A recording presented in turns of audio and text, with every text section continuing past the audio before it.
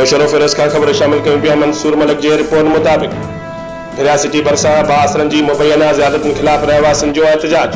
भिरिया सिटी भरिसां ॻोठ दरिया खान जलबानी में ॻोठाणनि गुलाम शबीर जलबानी ऐं आबिद हुसैन जलबानी जो बासरनि सिकंदर जलबानी ऐं गुलाम मुर्तज़ा जलबानी जी ज़ियादतुनि ख़िलाफ़ एहतजाज।